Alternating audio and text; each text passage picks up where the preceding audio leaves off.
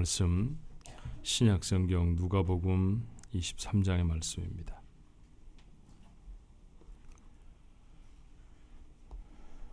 누가복음 23장 34절 한 절 말씀인데 전반절까지만 읽도록 합니다. 이에 예수께서 이르시되 아버지 저들을 사하여 주옵소서 자기들이 하는 것을 알지 못함이니이다 하시더라. 아멘. 잘 지내셨죠? 예. 자, 옆에 분들하고 같이 한번 인사하시면 좋겠습니다. 평안하셨습니까? 같이 한번 인사할까요? 평안하셨습니까? 기도 많이 해주시고 그리고 여러분들이 관심을 가져주셔서 한 주간 동안 울산에 있는 교회 잘 섬기고 돌아왔습니다. 시간마다 그 교회에서 여러분이 얼마나 감사를 하는지 우리 중앙교회 위에서 기도해주고 해서 참 마음이 좋았습니다. 흩어져 있는 교회들이 이렇게 서로 설교자가 좀 이렇게 바뀌어질 때, 서로 이렇게 나누어질 때 서로를 위해 기도할 수 있는 좋은 기회도 되는구나 그런 생각을 하게 됐어요. 오랜만에. 그래서 우리도 그 교회를 좀 기도할 수 있었으면 좋겠다 생각을 했습니다. 갈 때는 사실은 선한 이웃 좋은 교회 뭐 이렇게 하고 갔는데 가보니까 앞으로 그 이름을 가질 거다 그러더라고요. 아직은 그 교회가 아니래요. 그래서 여러분들은 앞으로 가져야 할 이름의 교회로 이렇게 기도해 주셨을 것 같은데 아직은 남교회라는 이름을 가지고 있더라고요. 울산 남부 지역에 있는 교회라 울산 남교회 그렇습니다. 감사의 말씀을 드립니다. 맨 처음 예배 시작하면서 여러분이 화면에 보신 것처럼 오늘은 팜 선데이 팜추리 나무를 이렇게 꺾어서 호산나 다윗의 자손이여 그렇게 하며 예루살렘으로 입성하신 주님을 영접하였다라는 뜻에서 팜 선데이라고 말합니다. 그렇지만 오늘부터 시작해서 한 주간 동안이 예수님의 인생에 있어서는 가장 고통스러운 한 주간이죠. 그래서 고난 주간입니다. 전통적으로 교회는 이 팜 선데이를 고난 주간으로 하나님 앞에 드리죠. 자, 주님의 고난이라는 게 뭘까요? 주님은 어떤 고난을 세상에서 당하셨을까? 인간으로 세상에 오심이 고난이 있었을 것 같습니다. 여러분, 저는 지난 주간에 일주일 다 한국에 있었습니다. 그런데 한국에 있어서 좋은 것도 물론 있죠. 오랜만에 뭐 가족을 만날 수도 있다든지 뭐 그런 것도 있지만 저는 이번에 그런 여유를 못 가졌습니다만 먹고 싶던 한국 음식을 먹는다든지 뭐 이런 이야기. 되게 우리 못 먹는 사람처럼 되게 한국 간다 그러면 뭐 먹을 거 많이 그래요, 그죠? 조금 창피한 일이긴 한데 뭐 그것도 거창한 거 아니면 뭐 짜장면, 짬뽕에서부터 뭐 시작해서 뭐 비빔밥 뭐 그런 거 생각하다 우리 가잖아요, 그죠? 결국은 머릿속에 들었던 리스트의 반도 다 못 먹고 오는 때가 참 많은데, 근데 여러분 솔직히 얘기해 보십시다. 우리 미국에 사는 사람들이니까 한국 가서는 얘기 못 해요. 근데 한국 가면 불편하잖아요. 참 불편하고 힘든 게 많아요. 익숙하지 않은 부분도 많고 일단 사람이 부딪히는데 감당을 못 하겠더라고요. 아무나 부딪히고 걸어가려고 그러면 이렇게 이 앞을 이렇게 막 스쳐 지나가시는 분들 때문에 바람처럼 지나가셔요. 홍길동이 같이. 홍길 순위가 더 많더라고요, 요즘은. 어쩌면 여자분들이 이렇게 그냥 앞을 그냥 가로막고 지나가시는지 정말 그런 게 불편했습니다. 차선이 너무 좁아서 늘 저를 누가 태우고 다녔습니다만 이렇게 몸을 움츠리고 다녀야 할 정도로 막 부딪힐 것 같아요. 그 골목에 세워놓은 자동차가 얼마나 많은지 골목길을 차를 타고 가려고 하면은 오금이 저려서 지나가지 못할 정도로 그렇게 어려운 게 있죠. 하수구가 한국은 좀 낮습니다. 그래서 한국 전체에 가면 하수구 냄새가 납니다. 사실은 미국보다도 한 3분의 1도 깊지 않다고 그래요. 자, 그런 여러 가지 것들이 우리에게 참 고단하고 피곤하기도 합니다. 파란 하늘을 거의 못 본 것 같아요. 뽀얗게도 있고 그 다음에 미세먼지인지 뭐 하는 게 막 날라와서 사람들마다 다 마스크를 쓰고 다녀서 온 국민의 절반은 은행 강도처럼 보이더라고요. 이만큼 눈만 빼꼼히 내놓고 다 다니니까 불편한 게 많습니다.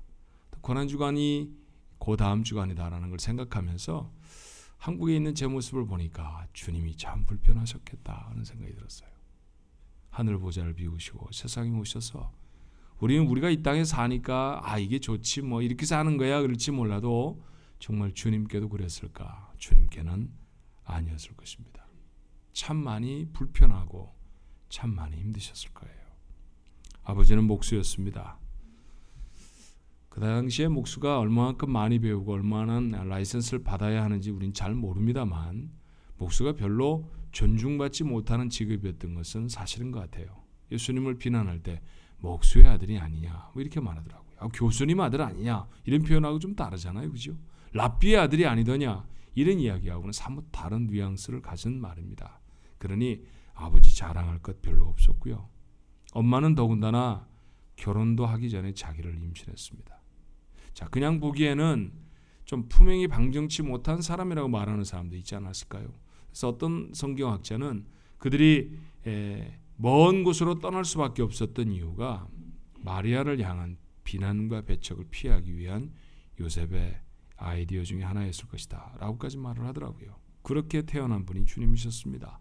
동생은 여럿이었고 집안은 가난했습니다. 가난이라는 것은 그때나 지금이나 고통스러운 환경이죠. 모든 것을 다 만드시고 모든 것의 주인이 되신 하나님이 가난하셨다. 이게 얼마나 많은 고통이었을까. 제자들과 함께 하셨죠. 함께 하시는 제자들은 주님을 잘 알았나요? 몰랐던 것 같습니다. 늘 곁에 있던 사람이 자기를 모른다고 하면 그게 얼마나 섭섭하고 얼마나 힘든 일일까요? 서로 다투고 주님의 사역을 방해합니다. 많이 외로우시지 않았을까 싶어요. 그렇지만 주님의 고난의 절정은 무엇보다 십자가입니다. 주님은 십자가에 달리셨을 때 무슨 생각을 하셨을까요? 아프셨을까요? 부끄러우셨겠습니까? 두려우셨을까요? 예, 그랬을 것입니다.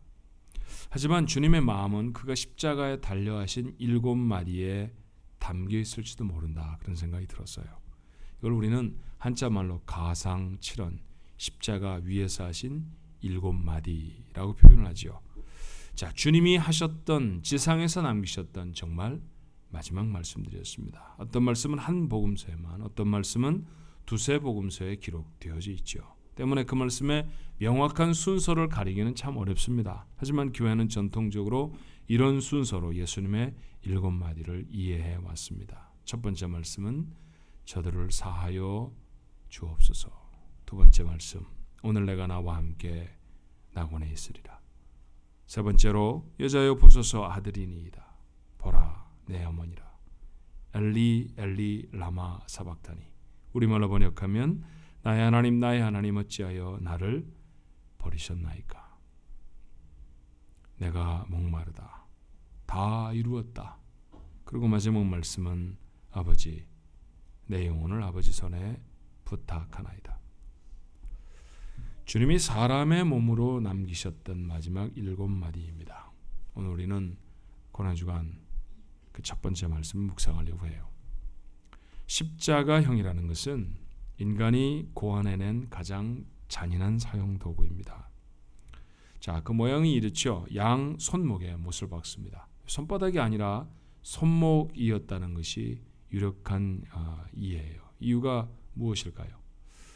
보통 한 200파운드 정도 나가는 남자들 손가락에 박혀진 못으로 체중을 다 지탱하기에는 힘들었을 겁니다. 손가락이 찢어지기도 하고 손바닥이 십자가 달려있던 사람이 못 박혔다가 못이 그 손바닥이 찢어서 땅에 떨어지게 되면 그것도 어려운 일이죠. 그래서 더 보다 튼튼한 곳에다 못을 박습니다.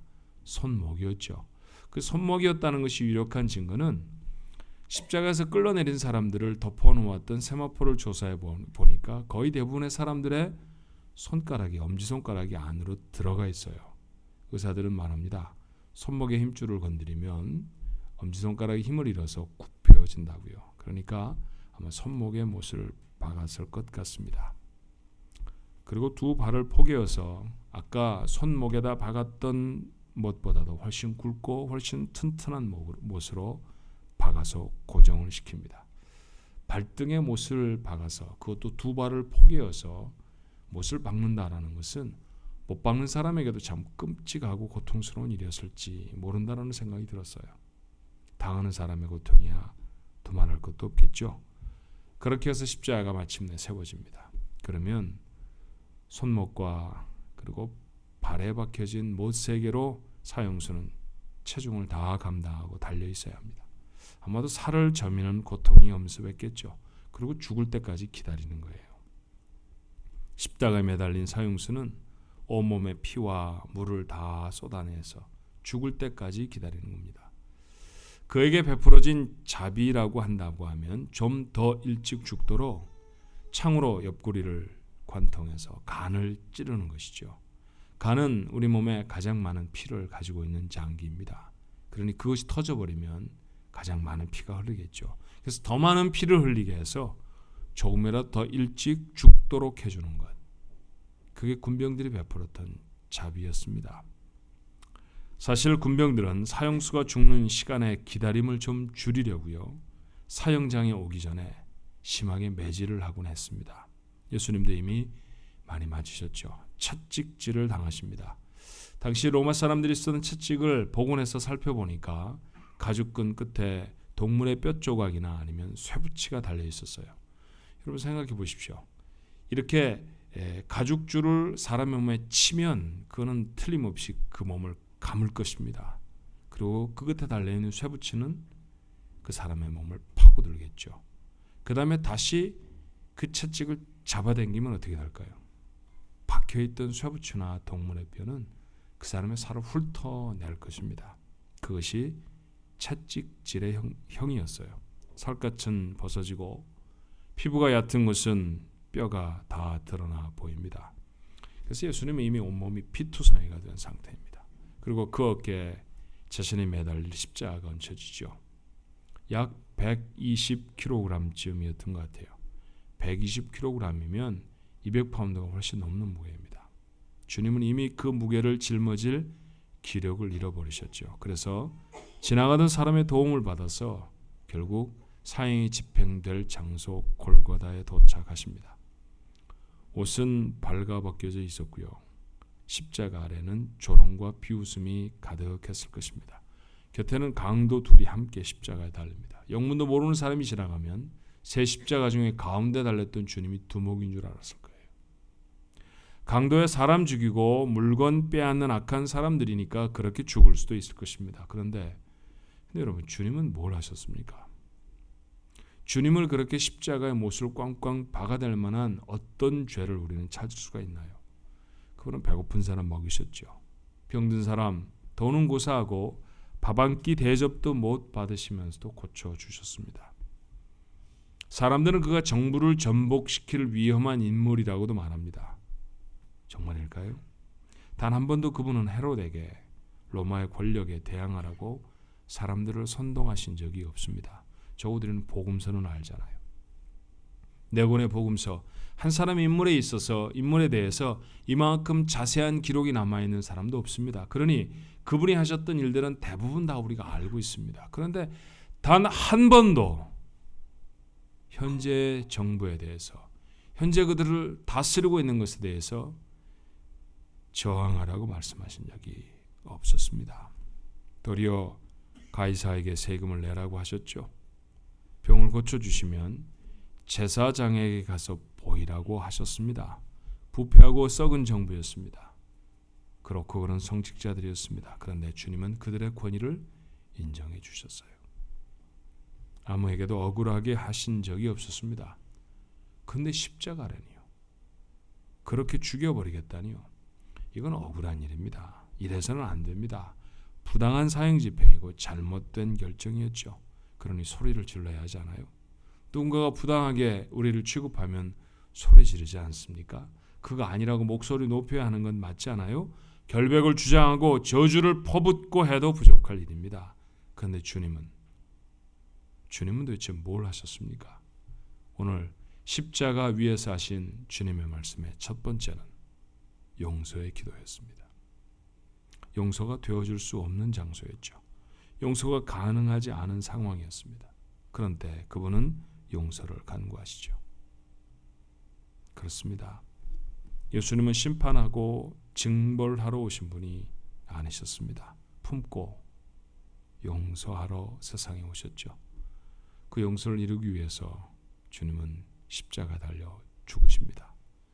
말로만 해서 없었던 것으로 하자 이렇게 해서 없어질 수 있는 죄와 형벌이 아니었기 때문에 주님이 다 당하시죠. 그러니까 주님에게는 절절했던 것입니다. 당신의 생명의 값, 당신이 사랑하는 사람들의 용서죠. 주님은 첫 번째 말씀으로 용서를 구하십니다. 이 말씀을 읽다가 이런 단어 하나가 의미심장하게 다가왔어요. 저들을 사하여 주옵시고 저들을 용서해 주시옵소서라는 말씀입니다. 저들은 과연 누구일까요? 그 참담한 고통과 슬픔 속에서 주님이 처음 입을 떼서 말씀하셔야만 했던 하나님의 용서가 필요한 사람은 누구일까요? 첫 번째 사람들은 아마 로마 병사와 가야바의 병사들 아닐까 싶습니다. 십자가형을 집행하는 사람들, 일체적으로 로마의 병사들입니다. 그들은 총독의 명령을 받고 죄수를 사형시키고 있죠. 그저 명령을 받았을 뿐이고 군인이 그 명령대로 해야 했을 것입니다. 안 한다고 하면 명령 불복종 죄가 되지 않겠어요? 그래서 주님이 하신 말씀처럼 자기들이 하는 일이 무엇인지 잘 알지 못하고 합니다. 그러면 죄가 없나요? 그러면 이 사람들은 잘못한 것이 없습니까? 마태는 주님이 십자가 달리시기 전에 군병들이 했던 일을 이렇게 기록해요. 마태복음 27장 28절로 30절의 말씀입니다. 그의 옷을 벗기고 홍포를 입히며 가시관을 엮어 그 머리에 씌우고 갈대를 그 오른손에 들리고 그 앞에 무릎을 꿇고 희롱하여 이르되 유대인의 왕이여 평안할지어다 하며 그에게 침 뱉고 갈대를 빼앗아 그의 머리를 치더라. 지금 무엇으로 만들어 놓으신 것입니까? 홍포는 왜 입혔을까요? 왕들이 보통 붉은색의 자색의 긴 홍포를 입었기 때문입니다. 가시로 관을 만들어서 씌운 건 왜 그랬을까요? 신부가 결혼식장에 입장하기 전에 머리에 쓰는 아름다운 관처럼 그렇게 씌워놓은 것은 아닙니다. 왕들이 왕관 쓰고 있으니까 왕관 흉내낸 거죠. 근데 그거 가시관입니다. 가시로 만든 관입니다. 보통 우리 문화에 익숙한 찔레 가시 정도 아닙니다. 중동 지방에 가보신 분 아시겠지만 짧은 것은 새끼손가락만 하고 굵고 긴 것은 우리 이 보통 인덱스 핑거라고 말하는 이 손가락만한 그렇게 길고 두툼한 가시가 험상궂게 나 있는 그런 가시나무죠. 그거 뚫뚫 말아서 예수의 머리에 사뿐이 아닐 것이에요. 그죠? 푹 찔러 넣었을 것입니다. 갈대도 들려왔네요. 갈대는 왜 든다는 말입니까? 보통 왕들이 지팡이 들잖아요. 성경에 홀이라고 말하는 거 말입니다. 지휘봉이죠. 왕의 권세를 상징하는 것입니다. 그 머리에는 큼지막한 금도 달려있는 거 말입니다. 근데 주님은 갈대를 드셨습니다. 여러분 이거 코미디입니다. 웃기는 일입니다. 웃기게 만들어 놓았습니다. 맞죠? 웃자고 한 짓이었습니다. 오늘 말씀처럼 희롱하여 이르되 예수님 희롱하려고 했던 짓이었습니다. 이런 명령도 받았을까요? 자, 이 죄수는 죽여야 되니까 희롱해라. 희롱하고 난 다음에 죽여야 한다. 이런 명령도 그 군병들한테 주어졌던 명령일까요? 나는 아니었다고 생각해요. 사형이 판결이 되어지고 그리고 끌어내 죽이라고 명령했을지는 모릅니다만 희롱은 전적으로 군병들 몫이었습니다. 지들 마음대로 하는 거죠. 조금 있다가 죽을 자이니까 마음대로 놀려먹은 겁니다. 마음대로 우습게 취급한 것입니다. 침도 뱉고요. 머리를 치기도 했습니다. 순전히 재미로 했죠. 한 사람의 생명이 달린 일을 이렇게 가볍게 다루어도 좋은 것일까요? 그들에게는 한 사람의 생명보다 자신들의 재미가 더 중요했습니다. 모르고 한 일 아닙니다. 그들은 그렇게 포악하고 잔인한 사람들이었고 그렇게 경박하고 악한 사람들이었습니다. 그렇지만 지금 그들은 자신들이 희롱하고 죽이는 사람이 하나님의 아들이라는 사실을 모릅니다. 주님은 그들을 용서해달라고 간구하세요. 또 하나의 죄인이 있다고 하면 본디오 빌라도입니다. 책임을 져야 하지요. 이 사형의 판결을 내린 자입니다. 복음서에 나타난 예수님의 순환 기사를 읽다 보면 빌라도가 예수님을 보호하기 위해서 노력한 것처럼 보이기도 해요. 처음에는 자꾸 풀어주려고 하잖아요. 그렇죠? 아내까지도 그 사람의 판결에 개입하지 마십시오. 이런 얘기를 해주지요. 불러서 들어보기도 했습니다. 그리고 죄가 없다는 사실을 빌라도가 알았어요. 성경은 이렇게 말합니다. 누가복음 23장 4절에요. 빌라도가 대제사장들과 무리에게 이르되 내가 보니 이 사람에게 죄가 없도다. 여러분, 재판장입니다. 자기 앞에 주어진 죄수를 판결하라고 책임지어진 사람이 재판장 아닙니까? 그 재판장이 보았을 때 그 사람이 죄가 없다라고 했으면 어떻게 해야 올라요? 놓아주어야 맞습니다. 그렇잖아요. 무죄를 선고해야 되는 게 옳은 일입니다. 그런데 죽였어요. 이게 도대체 무슨 일입니까?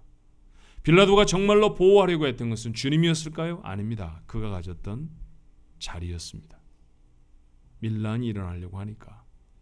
이렇게 시끄러운 소리가 로마의 황제에게 들려지면 그나마 붙들고 있는 유다의 총독이라고 하는 자리도 잃어버릴지 모르니까 그래서 사람 좋은 대로 그렇게 판결했습니다.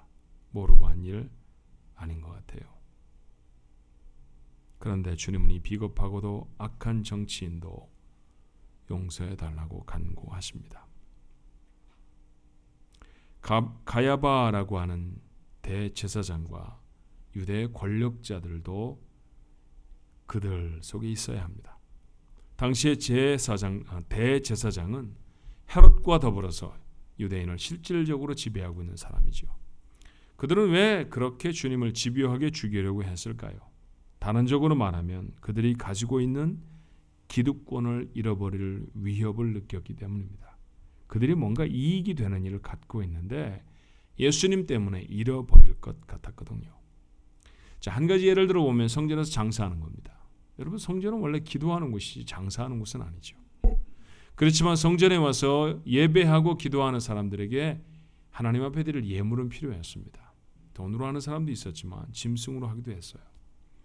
근데 여러분, 먼 로마의 지경에서부터 배 타고 걸어서 예루살렘까지 오는 동안에 자기 집에서부터 양이나 소가 데리고 올 수 없잖아요. 그러니까 제사를 지내는 곳에서 사는 게 옳았습니다. 그래야 제물로 드려지는 짐승의 흠도 없고 좋은 곳을 선택할 수 있으니까 말이죠. 그러니까 예배를 위해 고안된 제도였습니다. 근데 점점 시간이 지나니까 이거 제법 수지가 맞는 장사거든요. 선택의 여지가 없이 성전에서 파는 그 제물을 사야 했습니다. 우리 왜 그런 일 종종 당하잖아요. 여행지에 가든지 하면 내 선택과 전혀 관계없이 그거를 해야만 하는 거, 뭐 그런 거 있죠. 예, 그래야 하는 경우들 말입니다. 그렇게 팔았습니다. 그렇게 돈 많이 벌었습니다.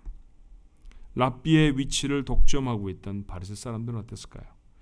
당시에 가장 존경받는 부류는 랍비, 레바이라는 사람들이었습니다. 그 사람들은 대부분 바리새 사람이고요. 공부 많이 한 사람들이죠. 그래서 그들은 백성들 속에 독보적인 지위를 차지하고 있었습니다.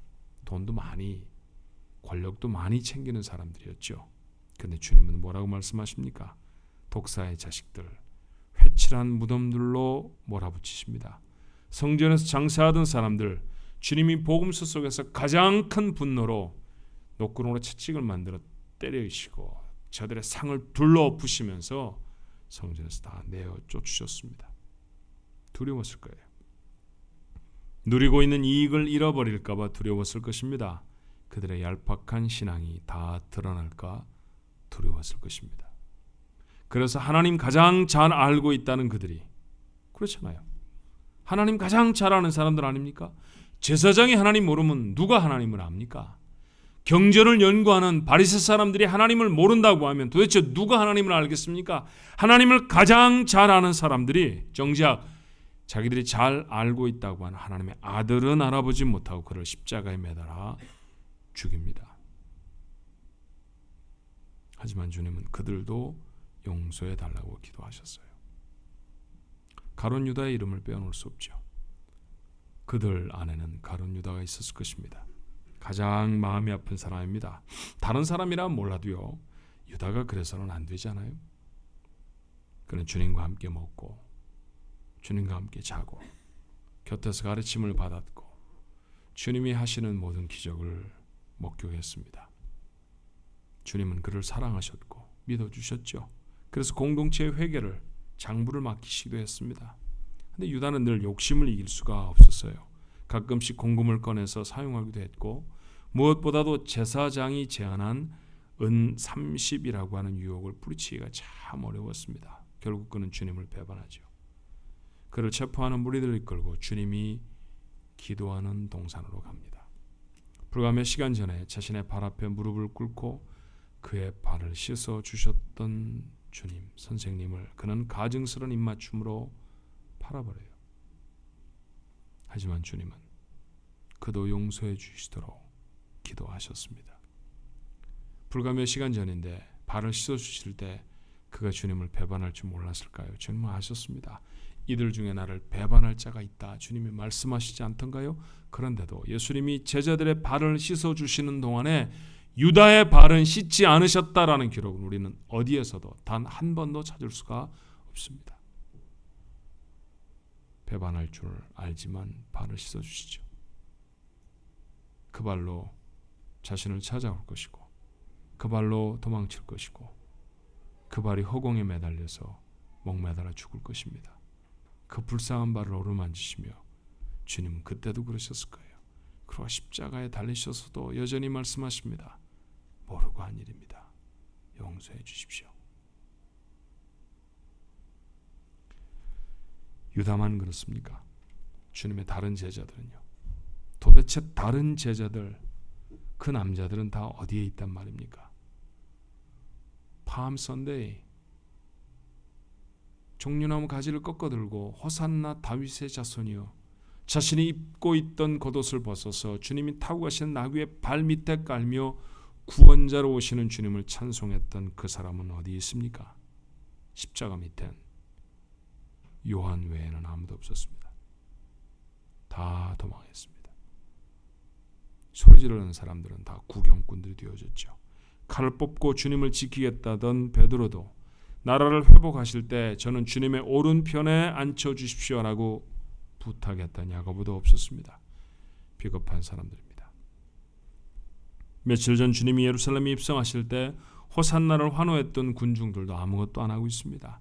나사로의 살아남을 본 사람들이죠. 떡을 얻어먹고 병 고침을 받았던 사람들입니다. 그런데 지금은 침묵합니다. 단테는 자신이 적었던 그 유명한 신곡이라는 곳에서 이렇게 말해요.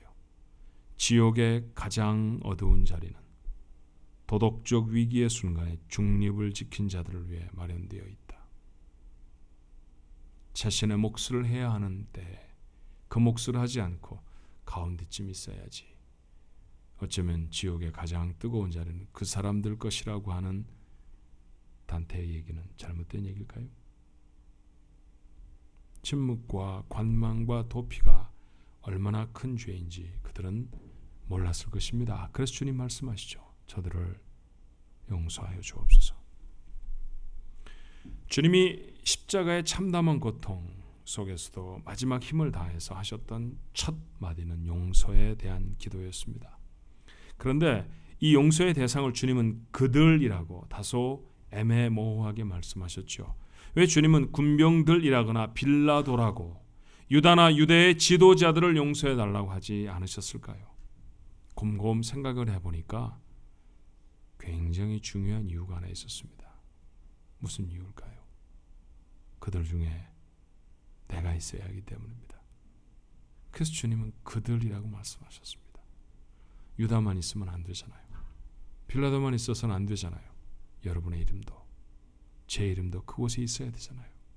그래서 주님은 용서해 달라고 하셨을 때 저들의 죄를 용서해 주옵소서 라고 말씀하셨습니다. 군병들의 잔악한 포악함, 우리에게도 있습니다. 누군가에게 며칠 동안 불면의 밤을 보내도록 하는데 우리는 단지 몇 분 동안의 말로 충분합니다.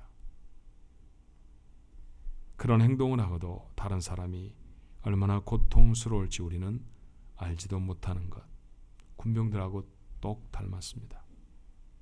빌라도의 약삭빠른 비겁함, 제자들과 군중들의 적당한 방관과 침묵은 얼마나 우리의 삶에 자주 나타나는지 몰라요.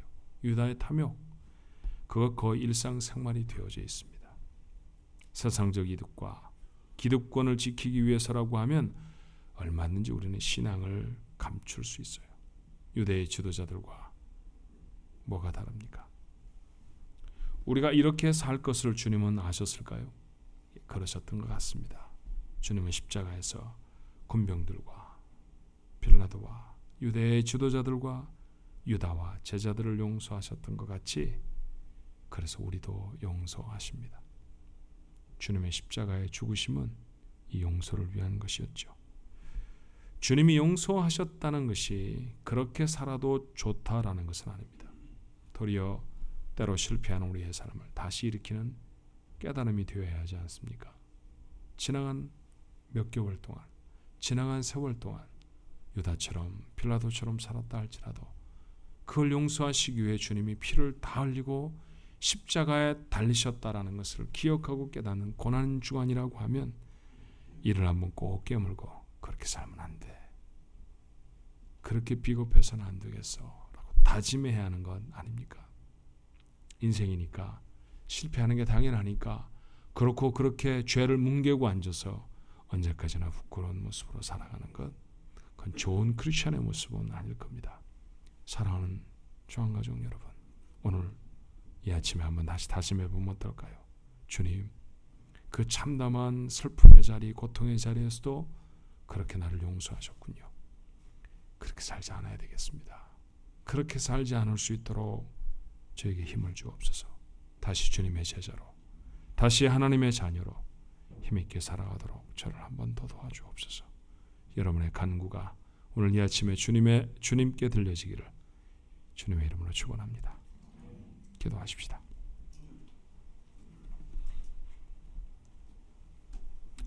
살은 오그라들고 피는 쏟아져 내리고 정신은 가물가물하셨을 것입니다. 당신도 육체를 입고 계셨기 때문에 고통을 피할 수가 없으셨겠죠. 그렇게 아프시고 그렇게 힘들었을 것입니다. 저희들은 아프면 소리라도 지릅니다. 아픔을 강요한 자들을 원망하고 저주하기도 하죠. 그런데 당신의 손바닥을, 당신의 발등을 못 박는 자들을 위해 주님은 용서의 기도를 들으셨습니다. 골고다의 그 참담한 자리에 오르도록 음으로 양으로 최선을 다했던 그 무리들을 주님은 다 용서하십니다. 그 사람들 때문에 십자가에 달리셨던 것 아닙니다. 저희는 압니다. 저 때문이었습니다. 빌라도의 비겁함이 제게도 있고 유다의 탐욕 제 것입니다. 군병들 그 포악함, 그 잔인함 그 저희들 것입니다. 저들을 용서해 주옵소서. 아 주님, 군병들의 이름, 빌라도의 이름, 유다의 이름만 있었던 것이 아니라 저들 안에 제 이름도 있었습니다. 제가 이렇게 사는 것 주님이 아셨기 때문이죠. 제가 이렇게 부족한 것 주님이 아셨기 때문이죠. 고난의 아침에 주님을 기억하면서 주님이 당하신 고난을 다시 생각하면서 우리의 이 연약함을 내려놓기를 원합니다. 다 사하셨는데 여전히 다시 뒤집어 쓰고 살아갈 수 없습니다. 저희에게 한 번 더 용기를 주시고 한 번 더 능력을 주셔서 연약한 부족한 죄인의 모습으로 살지 않게 하여 주옵시고 하나님의 이름을 높이고 하나님 사랑하고 주님이 원하시는 주님의 제자의 모습으로 살아가도록 도와주옵소서. 많은 허물들 때문에 절망하고 속상해하며 그냥 그렇게 살지 뭐라고 자포자기했던 우리 가족들이 있으면 오늘 이 아침에 저들의 마음을 위로하시옵소서. 그렇게 살도록 창조되어지고 그렇게 살도록 세상에 보내진 사람들이 아닙니다. 그러니 회복되어져야겠습니다. 주님의 고난을 기억하는 고난주일의 첫째 날에 우리가 주의 허락하신 은혜로 회복의 놀라운 은혜를 입게 하여 주옵소서. 우리를 용서해 주신 예수님의 이름으로 기도합니다. 아멘.